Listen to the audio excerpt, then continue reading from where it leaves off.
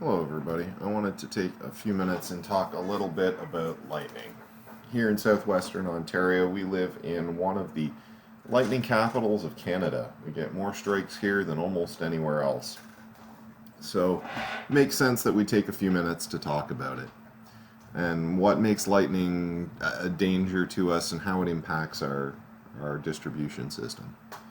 So, one of the reasons that lightning causes problems for us is that it will often create an arc, right? So, lightning itself, by definition, it's an arc of electricity, naturally occurring, of course, but it is an arc. And so, when lightning comes down and strikes tends to strike some of the tallest structures in the area usually, which in a lot of cases are our exposed power lines. If there's no higher trees around, it's a lot of times it's that overhead power line that's just sort of sticking up in an otherwise flat area around here. And so those power lines tend to take those lightning hits on a pretty regular basis. Now, the amount of energy flowing through a lightning bolt is really not that high. Certainly well within the means of our lines to carry and distribute that amount of energy. The problem that you run into is that the energy is delivered very, very quickly over a couple dozen microseconds. So we're looking in the range of 60 microseconds. That's 60 millionths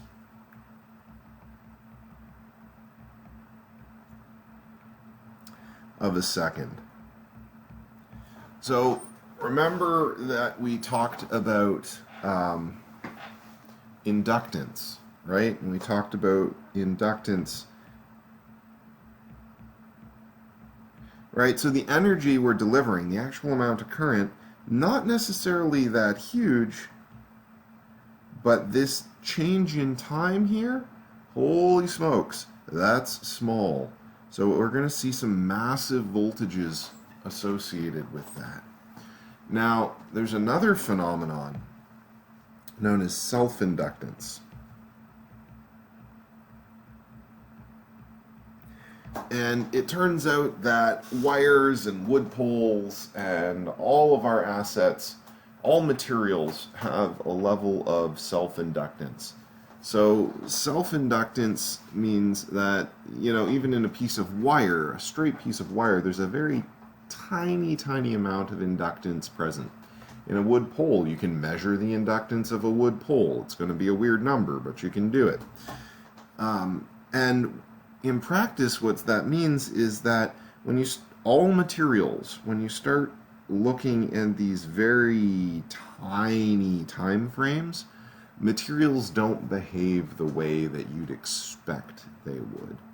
So on these very tiny time frames, what ends up happening is that your electricity stops behaving less like current electricity the way you'd think of it, and it starts behaving in a lot of ways more like a radio transmission, right? Or a very high frequency signal, because short times match to high frequencies. So you've got this very, very high frequency signal. Self-inductance comes out to play for that, and you get this skin effect happening where instead of flowing all the way through the center of your conductors, as your frequency goes out, you use the edge. And you get this thinner and thinner band around the edge that is all that you're using. It's one of the reasons that you hear about stories of people surviving lightning strikes more often than it kills them, is that due to a person's self-inductance, the lightning itself tends to stay on the outside of their skin. The frequency of that lightning is so high that the energy stays on the outside of their skin and it doesn't enter their body where they would be electrocuted by it. By just rolling over the outer edges of their skin, that energy flows around them, doesn't hit any vital organs, and the person survives. So one of the things that this self-inductance and this very short dwell time, high frequency gives you is that it means that our conductors don't conduct very well at those durations and those frequencies, right? So lightning is going to be injecting this energy into our line really fast, and it's going to hit one of our lines. What it does is it'll hit one of our conductors, and it'll try and push that energy into the conductor, but because the frequency or the duration is so short, it's actually a path of less resistance to jump through the air to an adjacent conductor and try pushing some of the energy in there as well. And so now you get the lightning, and it hits one phase, and then it goes and jumps down into the ground conductor below it, or it hits one phase and it jumps to an adjacent phase. Well, now you end up with an arc phase to phase. And what we learned in our previous video is once you get that arc established, it will continue to burn on the distribution system, right? Those voltages and those available currents are high enough that once you get an arc, it doesn't go out. And then we have to start protecting against it. And so that's where you see reclosers do a lot of heavy lifting for us when it comes to lightning. What that's going to do is consider it a reusable fuse for now till we get into the details. It's going to detect that arc, and it's going to turn the power off before that arc has a chance to do any damage. And what you can do is you can turn the power off before that arc has a chance to melt anything. If you give it a couple of seconds, the lightning's gone, the arc is extinguished, none of the equipment's damaged. If you turn the power back on, everything's okay. And so when you're in storm situation where you'll get the blink, blink, blink, and if it keeps blinking, eventually you know it's going to go out and stay out. That's a recloser, and it says, I detected a problem, I'm going to turn the power off, give it a second, turn the power back on, see if the problem went away. If it was a lightning strike, everything's probably fine. So, you can take what would have been a temporary fault, right? Because lightning strike, you've got the arc, but you don't have any equipment damage yet. So if you can get the power off fast enough, one of the things you can do is just try turning the power back on, because the conditions that caused it may have gone away. And in the overhead distribution system, it's between 70 and 80% of the time that if you have a fault on your hands, if you can clear it fast enough, you're not going to have permanent damage. It's going to be temporary in its nature. So, wanted to talk to you guys a little bit about lightning. We already saw a little bit about, inductance. So, one of the reasons lightning causes us problems: short durations,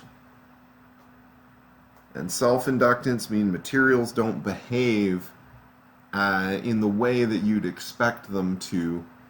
I had an instructor of mine tell me a story from the 1980s. He was doing research on the CN Tower and lightning, and he was trying to figure out how much energy there was in lightning, because when they were doing research, the numbers they were getting were varying a lot.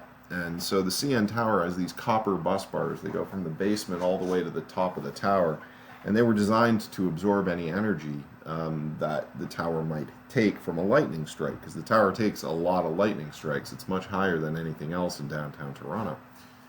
And so it takes almost all of the lightning strikes that hit downtown Toronto, of which there are many. And so the professor unbolted the copper bus bars and put an electrical sensor in there and hooked up a computer, which was very fancy for its day, if somewhat primitive by our current standards. And he checked it and waited, and he got a picture. One of his grad students got a picture of a lightning bolt striking the tower, and he's like, it's amazing. So he went and he checked his computer, and there was nothing there. Didn't find it at all. And so they checked a couple other times, and they had to get a more sensitive sensor, and it was the most sensitive sensor they could get, and they're like, this doesn't make any sense. And eventually they figured out that because of that skin effect, that self-inductance present in the copper bus bar, all the energy was flowing through the cement. Because the cement at that frequency represented an easier path for the energy to travel through than the copper did. Right? So things really do behave differently at those frequencies, and that skin effect is really pronounced. The other thing that I wanted you guys to remember is, lightning establishes an arc.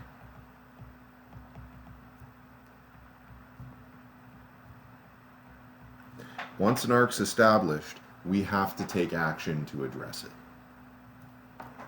Thanks, everybody.